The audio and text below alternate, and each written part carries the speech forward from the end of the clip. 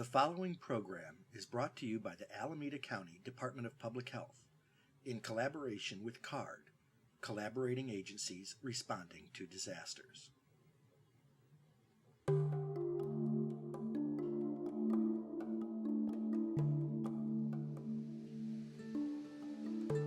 The ability to bring people together as an organized team is critical to reaching any goal.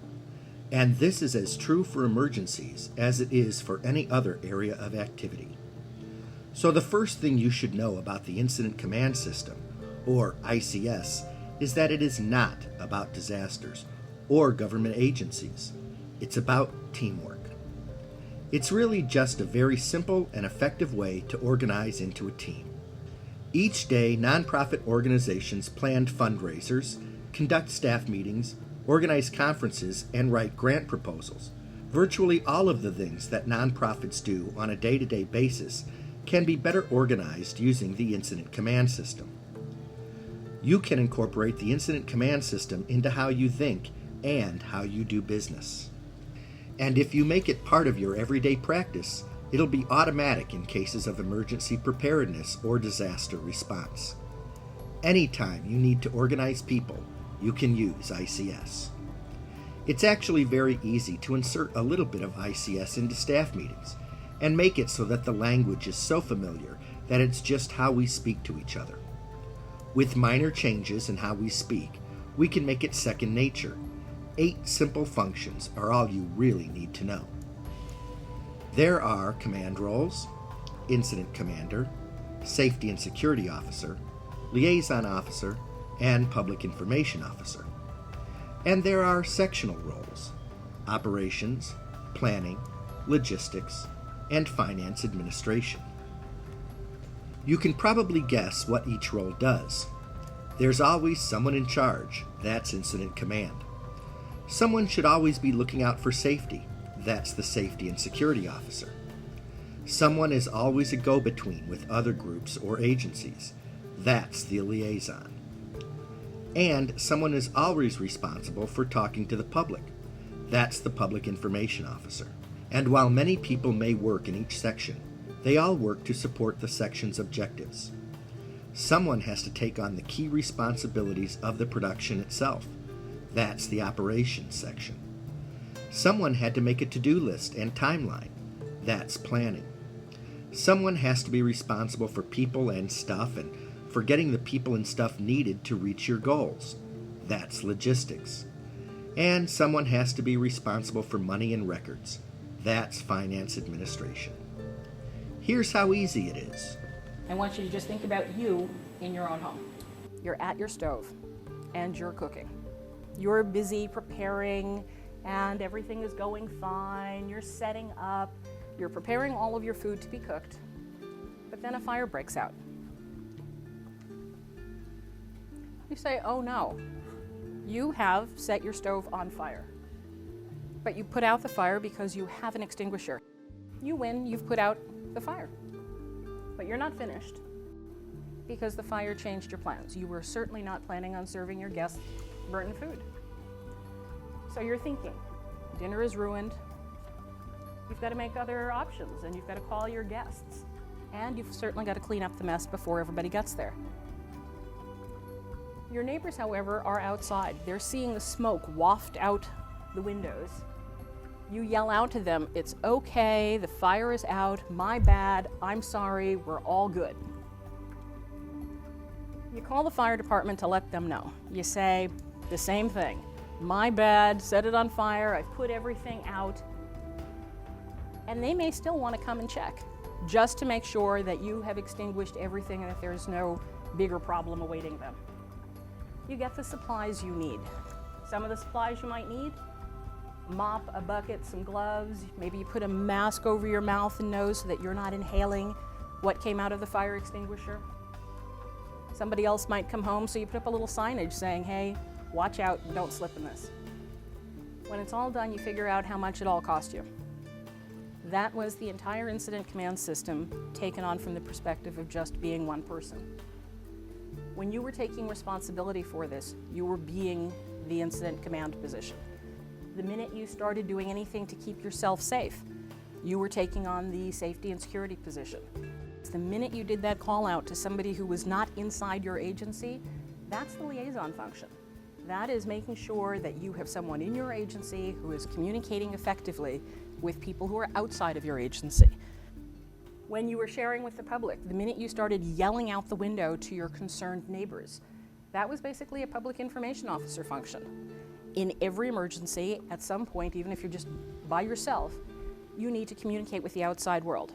There are many people that are outside of your physical agency who will want to know what's going on with you, and you want to make sure the information that's going out, leaving your agency, is accurate, and you have absolutely made sure that it is the right message. There are thousands of things you could say during a crisis. You want to pick wisely. When you were putting out the fire and cleaning up, that was really being operations.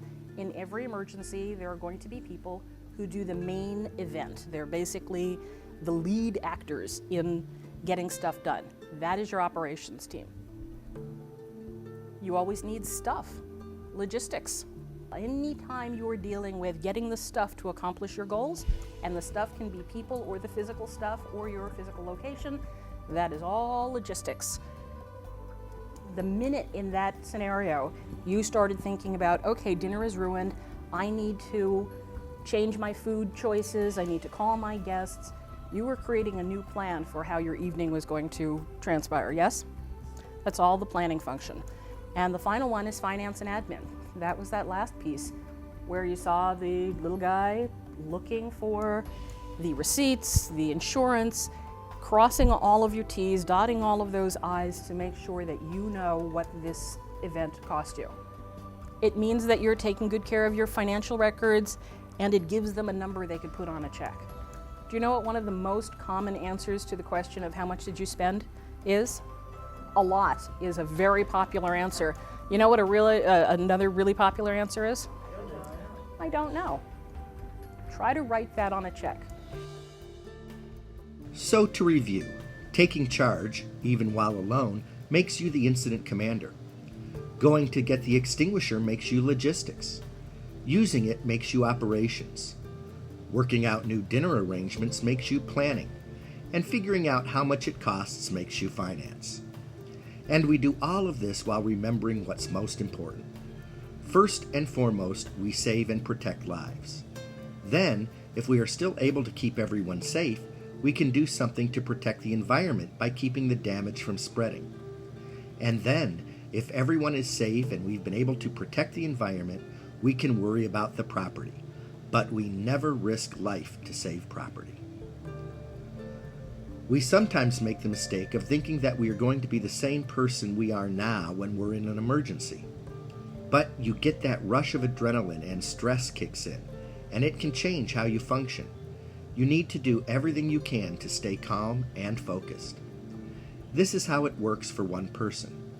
Now what about a team? More often than not, emergencies will require a team response. So in addition to the incident commander, you'll need to add teammates to handle communication and fulfill the leadership structure.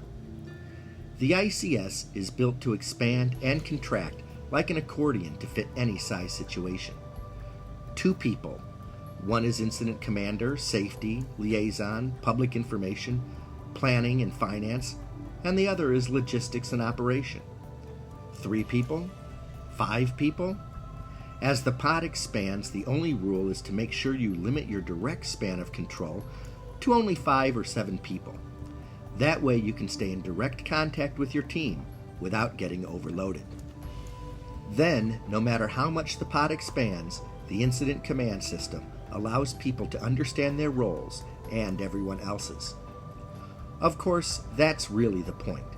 ICS makes partnership and collaboration easy, whether between nonprofit organizations or between your organization and city, county, or state emergency responders.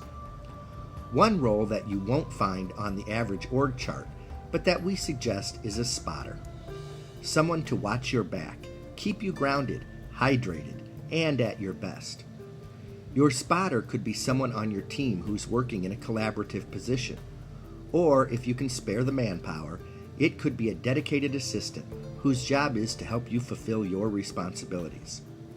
Now, hopefully you have a good sense of how easy ICS can be. Let's test it out. We've picked an event that's already happened that everyone should recognize: the sinking of the Titanic. Picture that you go back in time. You're on the Titanic, but this time you know information that people didn't know then. You know that the ship is definitely going to sink, and you only have 2.5 hours until the ship goes down. You know that there aren't enough lifeboats for more than half of the people on board, and you know the basics of the incident command system. Could you do something differently to be safe? I personally believe that even if one person had had the incident command system on that ship and had the level of empowerment, we could have completely changed the outcome. So, if you were in charge of a team that wasn't going to be on the lifeboats, what would you do? How about building rafts?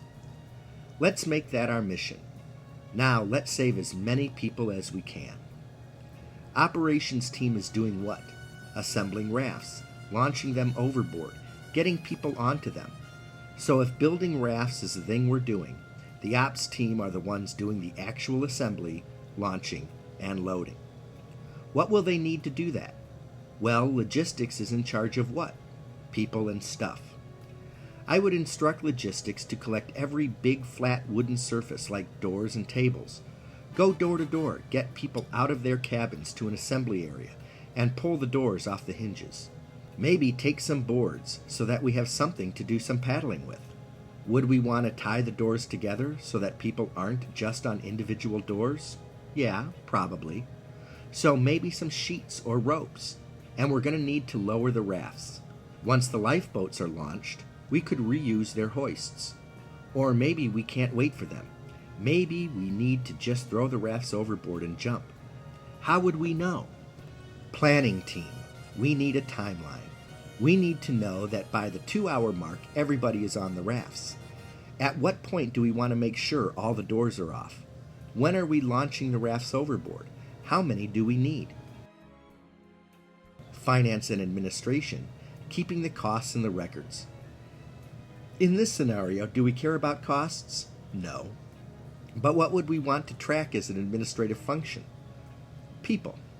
It would be helpful for someone to sit there with a list and count how many people we have. What else would be an administrative function? How about some rudimentary numbering system so that when the time comes you can say, okay, you 10 people are on raft number 1. Remember that more than half of the people were never going to get off of that ship. Do you think the Titanic had enough doors to give everybody something to float on? Just take a moment to flex your brain and think about the coordination it would take to change the result. Even under the worst of circumstances, a total tragedy, we could rewrite it with the incident command system so that we could use our collective skills as a team under this structure to make a difference. This is why the incident command system is the national standard, because it's proven itself to be useful for everything from event planning to emergency response. If you want to make it even easier to coordinate your organization with your city, ask them to give you their ICS org chart so that you can use it as a model for your team. The more you match and mirror your local jurisdiction, the easier life gets for you. Breakdowns occur during emergencies when adrenaline is high and when you react to the unfamiliar. If you want to get brilliant at something like disaster response, take on what we've talked about as your deliberate practice. Socialize and normalize ICS into the vocabulary of your agency. We're not talking about obscure disaster terminology. We're saying things like, hey Lydia, would you handle the logistics for the meeting? Or, can someone help put together an agenda and timeline? Just work the language into your day-to-day operations, to the point where even your newest staff member can pick up the language quickly. Just make one simple change. Use it as a meeting facilitation tool.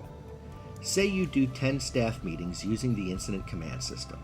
How difficult would it then be to actually do an emergency response when the language is that familiar? Well, there's an easy way to find out.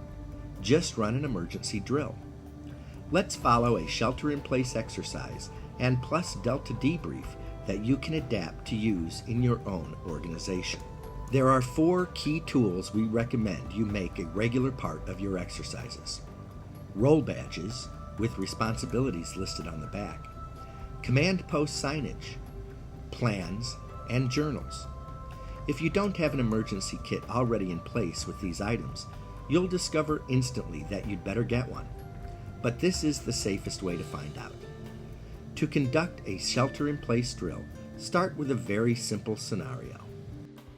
The exercise I'd like us to try out today is a scenario where there's been some sort of a toxic spill, say a tanker truck is turned over on Highway 238 over at Llewellyn. We've got 8 minutes to make ourselves safe and to check in with the other facilities. Using a short time frame allows you to conduct the exercise in real time. Make sure you have an egg timer and start it before you jump into action. Okay, so I think the first thing we need to do is make sure everything's closed up and that we've protected ourselves from the spill coming our way. Figure out what our roles are and assign roles Okay. and go from there. So, Start by assigning roles. This is a time to be really honest with yourself. Everyone should play to their strengths and no false modesty, but know that every job has to get done. Next, confirm that everyone knows their mission and then jump into action. why don't we see what supplies we have Okay. on hand here? Sure. We have some sheets and towels, and we can yeah. use these to, make little masks for ourselves. As you mentioned, windows, doors, and also the ventilation. We're going to have to make sure we can shut that off. And since that's up high where somebody could fall, we have to make sure we do that safely. Yes. So I think it'd be good to get Marianne busy on the phone while we do the physical stuff. Sure. So we've got like 8 minutes to get all this done.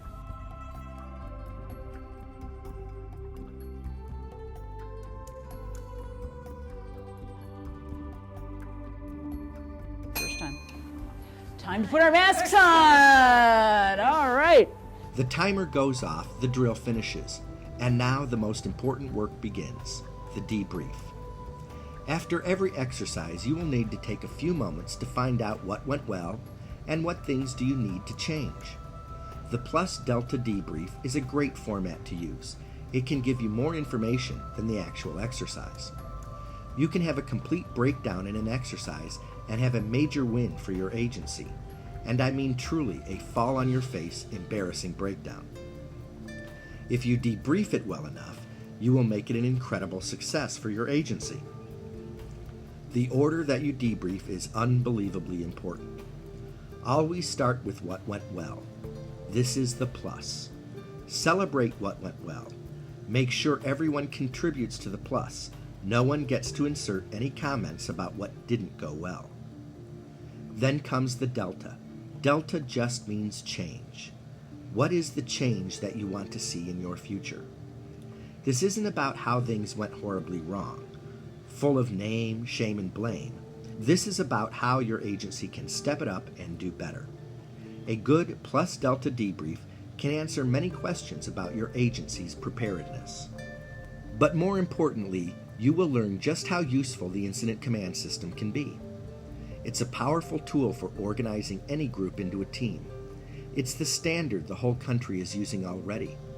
It can be applied to even the smallest project, and the incident command system can be adapted to suit any agency's needs.